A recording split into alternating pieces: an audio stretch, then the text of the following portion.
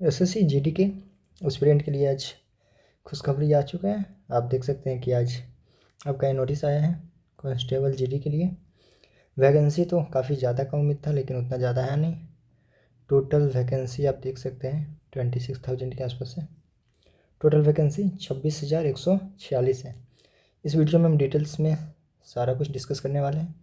Video last तक देखिए ताकि सारा कुछ समझ में आ जाए कि कैसे क्या करना है, कैसे प्रिपरेशन करना है, कब तक कैसे फॉर्म फिल करना है, कब तक फॉर्म, सारा कुछ डिस्कस करने वाले हैं इस वीडियो में।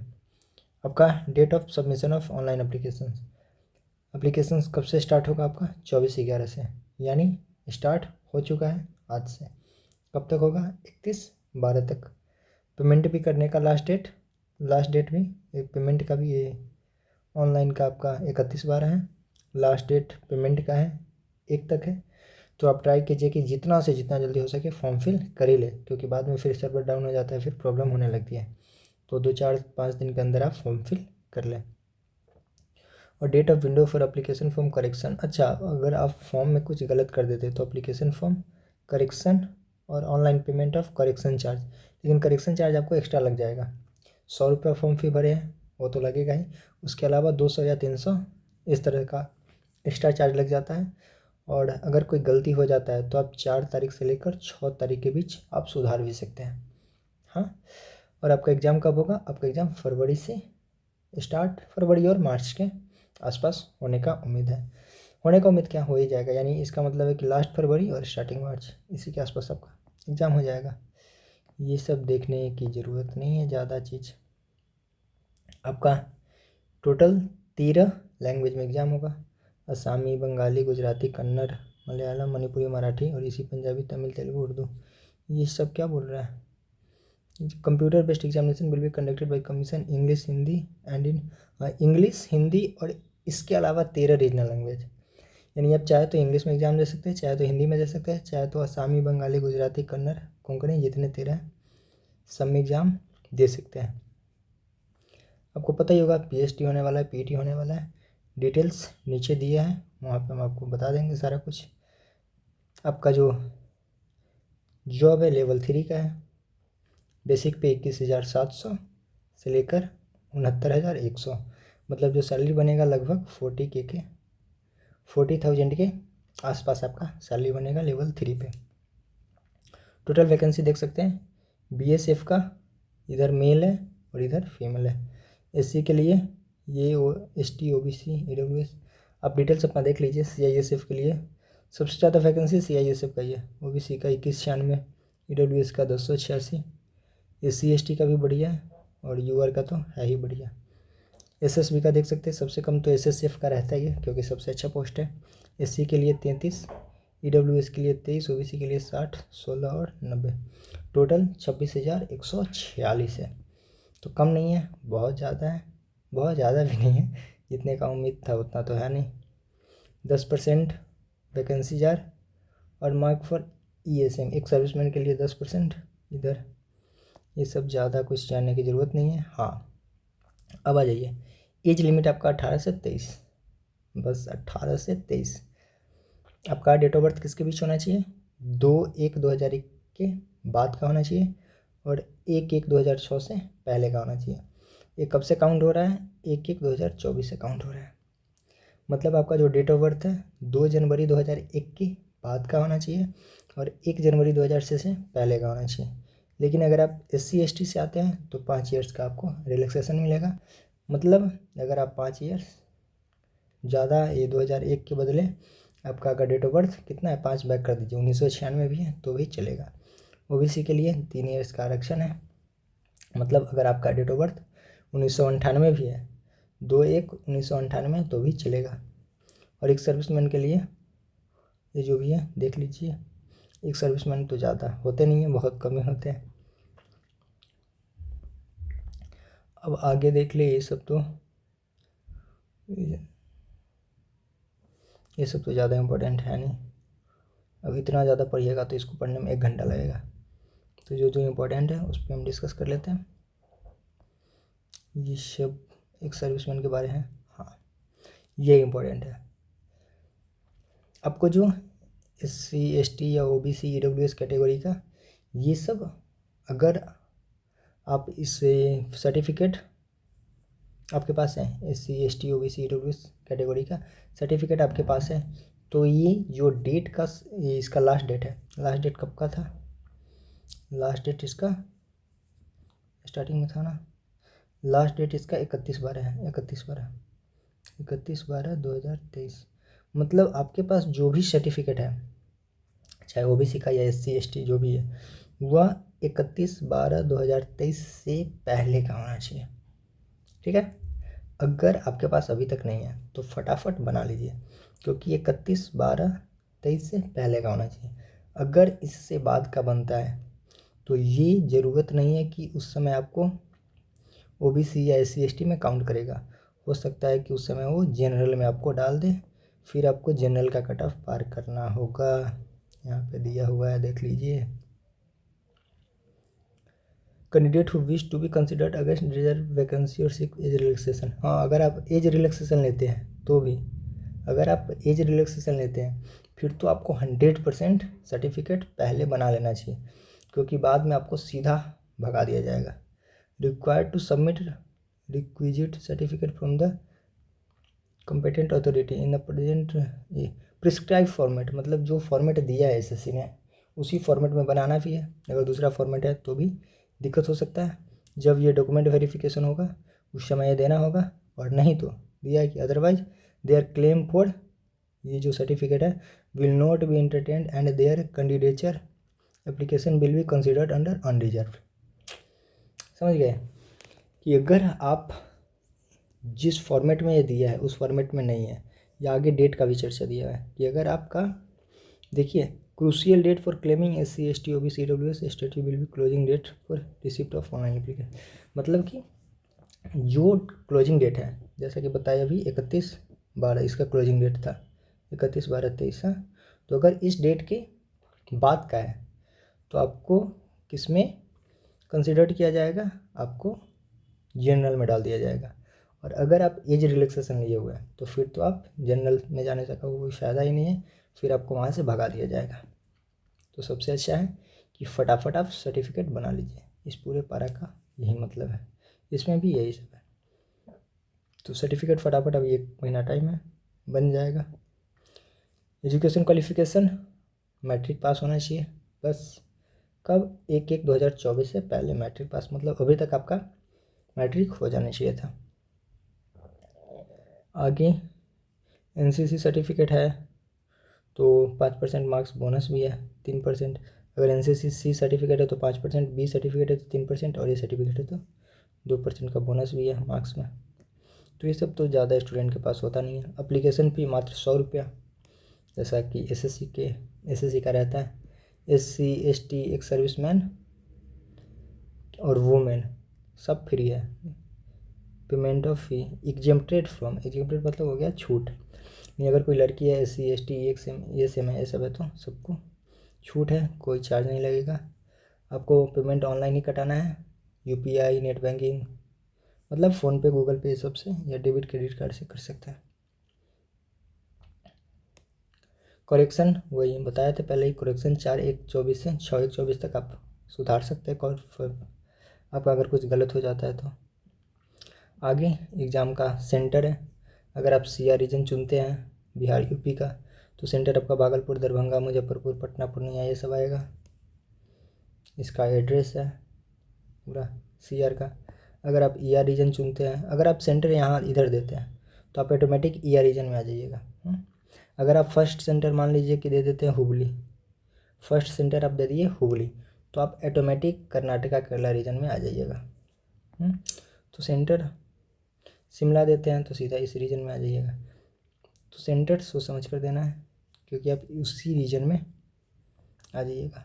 अब आ जाते हैं सबसे इम्पोर्टेंट इसका क्या बोलते हैं, स्कीम ऑफ एग्जामिनेशन। इसका स्कीम क्या है बोलने में थोड़ा, यानी कितने क्वेश्चन होंगे, टोटल 80 क्वेश्चन होंगे, कितने मार्क्स के होंगे, तो प्रत्येक क्वेश्चन 2 मार्क्स का, मतलब टोटल कितना हो गया 160 नंबर का क्वेश्चन।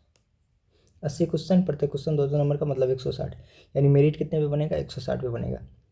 रीजनिंग से 20 क्वेश्चन 40 नंबर का, प्रत्येक क्वेश्चन 2 नंबर का है, तो 20 क्वेश्चन आएगा रीजनिंग से। जीके से 20 क्वेश्चन, ये भी 40 नंबर का। मैथ से 20 क्वेश्चन, ये भी 40 नंबर का। और या तो इंग्लिश या तो हिंदी, दोनों में से कोई एक, या तो आप इंग्लिश ले सकते हैं या तो आप हिंदी ले सकते हैं। तो यहाँ से 20, तो टोटल कितना हो गया? 20, 40, 60, 80, टोटल 80 क्वेश्चन और 40, 40, 80 और 80, 80, 160 नंबर का। इसके लिए आपको टाइम कितना मिलेगा? मात्र 1 घंटा। 1 घंटा में आपको 80 क्वेश्चन सॉल्व करना है। इतना हार्ड भी नहीं है, आसान है। क्योंकि जीके 20 क्वेश्चन करने में कितना? 5 मिनट। इंग्लिश या हिंदी 20 क्वेश्चन करने में कितना? मुश्किल से 10 मिनट। तो 10, 5, 15 मिनट ये हो गया। 15 मिनट में तो ये ख़त्म। अब बचा कितना? 45 मिनट। और 45 मिनट में क्वेश्चन कितना करना है? 20 क्वेश्चन मैथ का और 20 क्वेश्चन रीजनिंग का। 20 क्वेश्चन रीजनिंग का करने में कितना मिनट? 15 मिनट। इधर 30 क्वेश्चन बच जाएगा, तो 30 क्वेश्चन, ये 30 मिनट बच जाएगा। तो 30 मिनट में 20 क्वेश्चन करते रहिए मैथ का, तो टाइम बहुत है। CHSL देख लीजिए या MTS देख लीजिए, यहाँ पे 100 क्वेश्चन के लिए 1 घंटा मिलता है, यहाँ पे तो 80 क्वेश्चन के लिए 1 घंटा मिला है। सारा क्वेश्चन ऑब्जेक्टिव होगा, कंप्यूटर पे होगा, कंप्यूटर बेस्ड एग्जाम है। लैंग्वेज इंग्लिश में दे सकते हैं, हिंदी में दे सकते हैं, और इसके अलावा जो 13 लैंग्वेज है ये सब हम पहले ही बता चुके हैं। अब देखिए यहाँ पे there will be negative marking of 0.25 marks. बोल रहा है कि निगेटिव मार्किंग है, लेकिन निगेटिव मार्किंग दिया है 0.25 मार्क्स का। अब देखिए, अगर प्रत्येक क्वेश्चन 2 नंबर का है, प्रत्येक क्वेश्चन 2 नंबर का है, और नेगेटिव कितना होता है? 1/4, तो 2 का 1/4 करेंगे तो कितना आएगा? 0.5 आएगा, 0.5 आएगा। मतलब अगर प्रत्येक क्वेश्चन 2 नंबर का है तो नेगेटिव मार्किंग कितना होना चाहिए? 0.5 का होना चाहिए। जैसे कि MTS में होता है, CHSL में होता है, CGL में होता है, CG सब में क्या होता है? प्रत्येक क्वेश्चन 2 नंबर का होता है, तो नेगेटिव मार्किंग कितना होता है? 0.5 का। तो यहाँ भी क्या है? यहाँ भी तो प्रत्येक क्वेश्चन 2 ही नंबर का है, तो नेगेटिव मार्किंग कितना का होना चाहिए? 0.5 का। लेकिन दिया क्या है? 0.25। 0.25 का मतलब है 1/8। तो ये मुझे लग रहा है कि ये टाइपिंग एरर हुआ है, क्योंकि 1/8 नेगेटिव मार्किंग आज तक तो नहीं सुना है किसी भी एग्ज़ाम में। तो अभी तक SSC का ये 0.5, तो 0.5 ही होना चाहिए। ये हो सकता है कि टाइपिंग एरर हो, क्योंकि इससे पहले जो GD का एग्ज़ाम होता था वो 1 नंबर का होता था, और 1 नंबर में 0.25 का नेगेटिव मार्किंग सही था। लेकिन 2 नंबर में 0.25 का ये हमको लग रहा है कि टाइपिंग एरर है। अगर टाइपिंग एरर होगा तो ये सुधार कर बाद में 0.5 इसको करके भेजा जाएगा। तो इसलिए अभी इसके बारे में ज़्यादा सोचना नहीं, अभी फ़िलहाल पढ़ना है। नेगेटिव मार्किंग है तो है 0.5 रहे या 0.25, जब एडमिट कार्ड आएगा तो पता चल ही जाएगा, उसमें भी दिया रहेगा कि कितना नेगेटिव मार्किंग है। या अगर ये एरर होगा तो जल्द ही SSC एक नया नोटिस डाल देगा कोरिजेंडम करके कि इसको इसके बदले इतना पढ़ा जाए। तो यही सब था। सिलेबस देख ले, वही रीजनिंग, तो ये सब अगर पढ़े हैं तो ये सब तो पता ही होगा, रीजनिंग का सिलेबस। GK में वही इतिहास, भूगोल, नागरिक अर्थशास्त्र और साइंस, यही सब। Geography, economics, polity, Indian constitution, यही सब दिया है, साइंटिफिक रिसर्च, तो ये सब तो पता ही होगा। मैथ देख लेते थोड़ा। देखिए मैथ्स में एडवांस वाला पोर्शन नहीं है। देखिए, this paper will include questions on problem related to number system, हाँ, कंप्यूटेशन ऑफ होल नंबर, यानी नंबर सिस्टम में आ गया, decimal, fraction, relationship between numbers, यानी यहाँ तक केवल नंबर सिस्टम ये सब था। अब देखिए अरिथमेटिक, फंडामेंटल अरिथमेटिकल ऑपरेशन, इसके साथ percentage, ratio, average, interest, profit loss, discount, mensuration. देखिए एडवांस में क्या आया? एक मेंसुरेशन आ गया, एक एडवांस का। Time distance, ratio, time, ratio and time and time and work. देख रहे हैं ना, यहाँ ट्रिगो है ना यहाँ जियोमेट्री है। जियोमेट्री में तो 2D 3D दोनों आ गया, तो ना ट्रिगो है और जियोमेट्री नहीं है। अलजेब्रा का भी चर्चा नहीं है, लेकिन अलजेब्रा का क्वेश्चन आ जाएगा। डेसिमल, फ्रैक्शन, ये सब, कंप्यूटेशन ऑफ होल नंबर, ये सब मान लीजिए अलजेब्रा का क्वेश्चन आएगा, लेकिन ट्रिगो और ज्योमेट्री नहीं है, तो 2 बचे हैं। मेंसुरेशन तो डाल दिया है, मेंसुरेशन डाल दिया है, लेकिन ट्रिगो ज्योमेट्री नहीं है, हाँ। तो बहुत बड़ा सिलेबस होता है ट्रिगो और ज्योमेट्री का, तो ये बच गए। हिंदी इंग्लिश में वही बेसिक आपका जो होता है synonym, antonym, one word, idiom, तो दोनों का सेम होता है हिंदी और इंग्लिश में भी। हिंदी में भी होता है पर्यायवाची शब्द, और क्या होता है विलोम शब्द, हाँ उसमें गद्यांश दे देगा। तो जिस टाइप का इंग्लिश आता है उस टाइप का हिंदी भी आता है। आप प्रीवियस ईयर क्वेश्चन सॉल्व करेंगे तो आपको सारा कुछ समझ में आ जाएगा। उसके बाद आ जाते हैं आपका फिजिकल स्टैंडर्ड टेस्ट और फिजिकल इफिशिएंसी टेस्ट। इसमें क्या होगा देखिए, अगर आप मेल हैं तो आपको पहले दोहराएगा 5 किलोमीटर 24 मिनट में। 5 किलोमीटर लंबा डिस्टेंस होता है, 24 मिनट में दौड़ना होता है। दौड़ना क्या होता है, थोड़ा तेज़ चलना होता है। अगर आप कंटिन्यू तेज़ थोड़ा चल लेते हैं 24 मिनट तक तो आप 5 किलोमीटर चल लेंगे, तो ये चलना है। और उसके बाद फिर आपको दोहराया जाएगा 1.6 किलोमीटर, मतलब 1600 मीटर कितने देर में, 7 मिनट में। तो ये तो आसान है, 1600 मीटर 7 मिनट में ही आसान है। अगर आप फीमेल है तो आपको 1600 मीटर 8.5 मिनट में, 1600 मीटर 8.5 मिनट में, और फिर से 800 मीटर 5 मिनट में, 2 होगा। For candidate of Ladakh region, for candidate of Ladakh region ये क्या दिया है, candidate who clear the race within the following time period.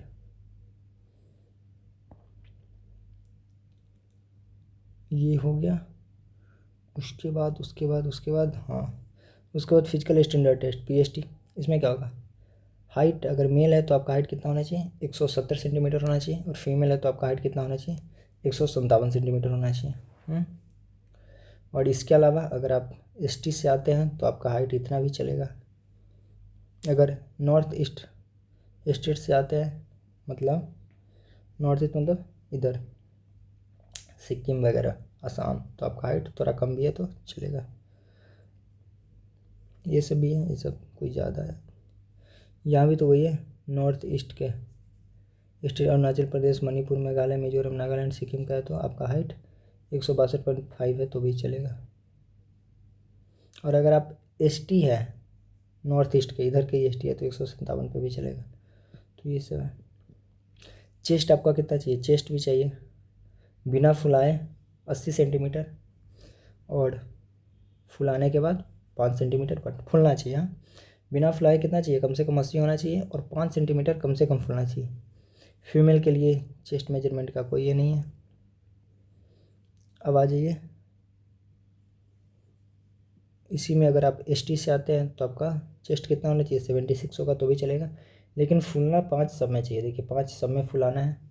अगर आप गारो खासी ये सब है, डोगरा, मराठा ये सब देख लीजिए, असम, हिमाचल प्रदेश, जम्मू कश्मीर इधर के है तो 78 सेंटीमीटर चाहिए, और मणिपुर, अरुणाचल प्रदेश, मिजोरम, नॉर्थ ईस्ट तो है 77 चाहिए। Chest measurement for female candidate will not be taken, जो भी फीमेल कैंडिडेट है उसका चेस्ट मेजरमेंट नहीं होगा। वेट कितना चाहिए, जिस हिसाब से आपका एज है और जिस हिसाब का आपका हाइट है उस हिसाब से आपका वेट भी होना चाहिए। तो वेट ज़्यादा मैटर नहीं करता। हो गया, इतना ही है। उसके बाद फिर मेडिकल है, तो मेडिकल दीजिए और डीवी कराइए और हो गया, बन गया। डॉक्यूमेंट जो जो चाहिए वो तो चाहिए ही, बाकी ये सब तो कुछ खास है नहीं ज़रूरत का। एक आपको सर्टिफिकेट दिखा देते हैं।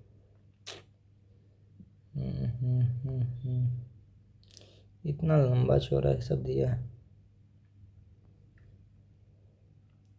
नंबर भी दिया है अगर कोई मदद चाहिए। हेडक्वार्टर का नंबर है, इलाहाबाद का नंबर है, सी आर रीजन का, ई आर रीजन कोलकाता, के आर बेंगलुरु, नंबर भी है सारा। तो आप कॉल करके बात भी कर सकते हैं। कॉल लगता है, हाँ ट्राई करके देख सकते हैं, कॉल लगेगा, ऐसा नहीं कि नहीं लगेगा। फॉर्म कैसे फिल करना है यहाँ सारा कुछ दिया गया है इसी फॉर्मेट में। जल्दी आगे फटाफट बढ़ो। फ़ोटो के बारे में नहीं दिया, एक मिनट, फ़ोटो नहीं दिया।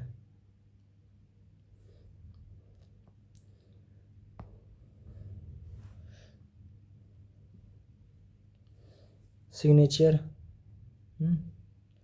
जैसा दिया है, अगर आपका सिग्नेचर ब्लर होता है तो रिजेक्ट कर दिए जाएंगे।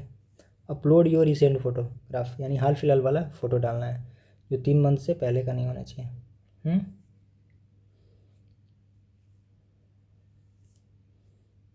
ठीक है, चलिए आगे। यहाँ भी दिया है वही सब। हाँ देख लीजिए, यहाँ पे सिग्नेचर सही से दिखना चाहिए और यहाँ पे फ़ोटो सही से आना चाहिए। फ़ोटो का देखिए साइज, फ़ोटो का लेंथ लंबाई चौड़ाई दिया है, और देख लीजिए यहाँ सिग्नेचर का लंबाई चौड़ाई दिया है। और ठीक है, ये तो फॉर्म फिल का ही है। देख लीजिए आपका फ़ोटो कैसा होना चाहिए, आपका फ़ोटो ऐसा होना चाहिए। अगर आपका फ़ोटो ऐसा है, ब्लर है, तो रिजेक्ट। अगर ज़्यादा जूम है तो भी, अगर टोपी पहने हैं तो भी कट जाएगा। अगर ब्लर हो गया तो कट जाइएगा। देखिए ये भी ब्लर है, ये भी ब्लर है, तो ब्लर आया तो गया। उल्टा है तो कैंसिल हो जाएगा फॉर्म। ज़्यादा अंधेरा है कैंसिल। चश्मा पहने हैं तो चश्मा टोपी याद रहे, चश्मा वाला याद रहे और टोपी वाला याद रहे, चश्मा टोपी नहीं लगाना है। अगर साइड सेल्फी लेते हैं तो भी गए, ज़्यादा छोटा है तो भी गए, फिर चश्मा लगाए तो भी गए, तो ये सब बचना है। और लास्ट आपका ये तो सर्टिफिकेट, ये एक सर्विसमैन के लिए है सर्टिफिकेट। हाँ देखिए, फॉर्मेट फॉर SC/ST सर्टिफिकेट, इसी पे आपको साइन करवाना है। थोड़ा हम जूम आउट कर देते हैं, देख लीजिए, इसी पे आपको साइन करवाना है। ये आपका एनेक्जर 6 है, यही इसी पे आपको नाम लिखवाना है। ये सब सारा कुछ लिख कर और साइन जो भी होता है करवा लेना है इसी पे आपका यहाँ पे साइन होगा। हाँ, और अगर आप OBC से हैं, ये किसके लिए OBC अदर बैकवर्ड क्लासेस के लिए, तो ये करना है यहाँ पे अपना नाम जो भी है सारा कुछ भर के, और नीचे यहाँ पे साइन हो जाएगा डिस्ट्रिक्ट मजिस्ट्रेट का, ये सब साइन करवा के यहाँ पे मोहर करवा लेना है। तो ये चाहिए। और ये कब चाहिए, ये 31/12 से पहले का होना चाहिए, 31/12 से पहले का। तो फटाफट करवा लीजिए। हो तो गया। इनकम सर्टिफिकेट है, ये EWS के लिए है, EWS के लिए ये है। तो यही सब था, बस कहानी हो गया आपका ख़त्म। फटाफट है। ये हाइट, ये क्या दिया है, स्टेट का कोड दिया है, ये फॉर्म फिल करते समय आपको काम आएगा। ये आपको सेंटर ये सब है,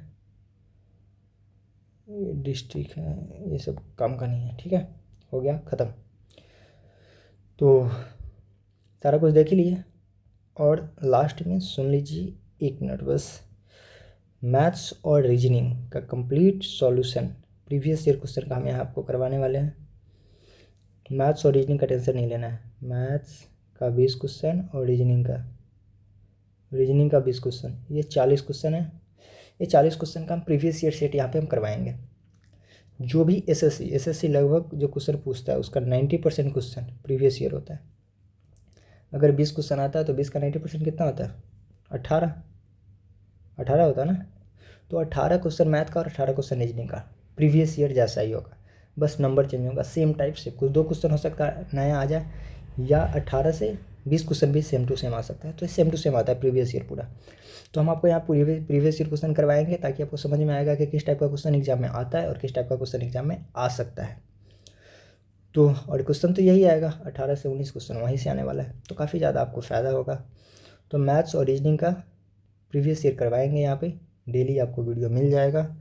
अभी तो नहीं, अभी 2-3 दिन रुक जाइए, 2-3 दिन के बाद उसको भी हम स्टार्ट करते हैं। ठीक है, रहने देते हैं इस वीडियो में इतना ही। वीडियो पसंद आए, अगर आपको ये वाला सीरीज का इंतज़ार है 90% का प्रीवियस ईयर का, तो आप कमेंट करके बता सकते हैं। और जितना ज़्यादा कमेंट आएगा उतना जल्दी हम इस चीज़ को स्टार्ट कर देंगे।